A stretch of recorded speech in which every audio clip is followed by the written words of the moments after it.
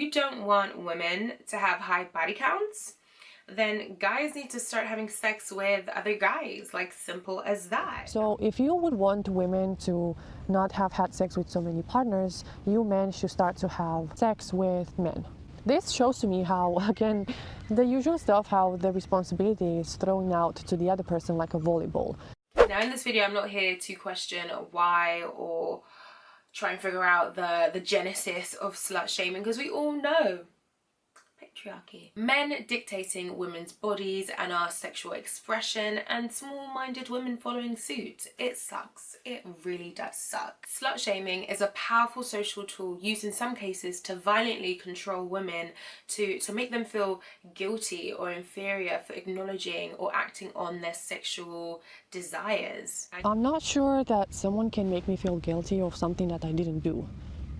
You can't shame me the fact that I spend every day at McDonald's stuffing my face with the most deep-fried meat they have if I didn't do that, and if I didn't think that that's wrong in some way. Because even if I choose to live my life in a particular way, if I really stand up for those values, and I think there's nothing shameful about that, you can't come and make me guilty about it. This slut shaming that supposedly is being done by the patriarchy is a fallacy, because the way we are wired, we already know how we should behave with each other.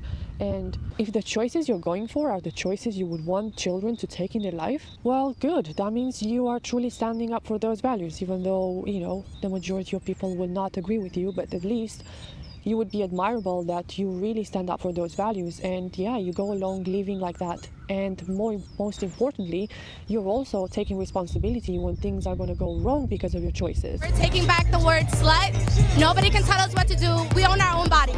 It's up to us. So the problem is not that the patriarchy is having any control over women's body or women's sexuality or desires. The problem is that when things go wrong for women because of their choices, they want to blame it on the patriarchy as well, because things have gone wrong because men, things are miserable for you in that moment because of men, and so on and so forth. And that's not true, and deep down we know that. And obviously we can blame it on anyone, not only the patriarchy. You can blame it on your parents, you can blame it on your partner or your ex-partner or your past trauma or whoever assaulted you, or you can blame it on anything and anyone but yourself. So I disagree that the patriarchy has control over women's body. Why are we making so much fuss about the fact that we like to have sex? And since the birth control, women have become more and more promiscuous. Why can't we accept that? Because that is the truth. So let me ask, I noticed are you dressed slutty today? No, I'm dressed like a woman. What made you decide to come out looking like this? You look like a slut. What made you do it? You look like a slut. We don't like to say that our hookup culture is actually being promiscuous. We like to wrap that narrative to suit better our internal ego, and we come up with stuff that we like to express ourselves, or we are artists, or expressing your sexuality is like you're a goddess. And if at any point in time patriarchy had any control over women's body, whether we like it or not, if we would stop and think about it, why men would have the tendency to control their wife's behavior and the way the wife dresses or speaks or who is she hanging around with, it's all because we are unconsciously driven to continuously have sex, but not because we like to express our sexuality or we like to portray ourselves the Venus and whatever the fuck we're telling ourselves that we are. We like to have sex because evolution has tricked us into having sex as many times as you can in order to have the maximum chance at procreating, basically. If you think that men have this tendency to overprotect women, because I wouldn't say control them, you could be saying that they're overprotective of their women and children and their environment, thus they're going to be more dominant. They're doing that in order to not risk have their women taken off them, which is obviously because he has gone through the mating selection, and according to his brain and his body he has chosen the best mate he could find around in order to have his genes spread, right?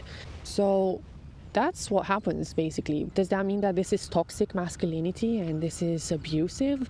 I would say that's gone too far. I wouldn't say that. It also depends on the situation, circumstances, and who's getting involved.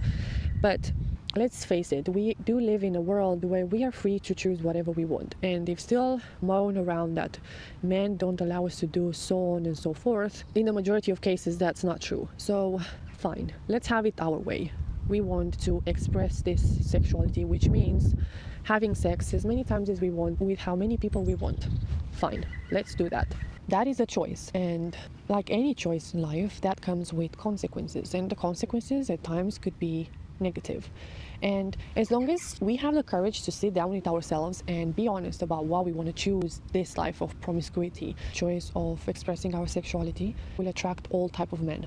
Because whether we like it or not, you can't walk around freeing the nipple and have expectation to be treated as the world treats Queen Elizabeth. I know that has received a lot of backlash, like women cannot comprehend the fact that the way you talk, act and dress and behave is going to attract the type of people that will respond to that type of behavior, which is obviously because as much as a woman has her values, she will attract the males that have those type of values. You know, I'm sorry, I'm not deciding this is wired within us. Like, we know for a fact that when a woman displaying the type of behavior that male sexuality responds to, that's how she's going to be treated. And not only that, but she's displaying the same behavior repeatedly to all men. So basically, she's willing to showcase her youth, her beauty, and the best thing of her body to the entire world. And obviously, the entire world is going to respond to her that she's available. So that's why you end up in this type of situations where men are unwelcome, because you're not aware of the fact that you are welcoming them by the way you walk and react and this type of behavior, that you're doing it actively. You're doing so actively that you're not aware anymore that you're doing it. And then when you get a negative response from the world and from men, you get shocked and you think you're being abused and the world is unfair with you. How about focusing on how we choose for ourselves to be and to what to do in the world, rather than focusing on the unfairness of the world that is going to happen regardless? You can't start to create laws and ban books and police everyone in the hopes that the world is going to mold on your preferences.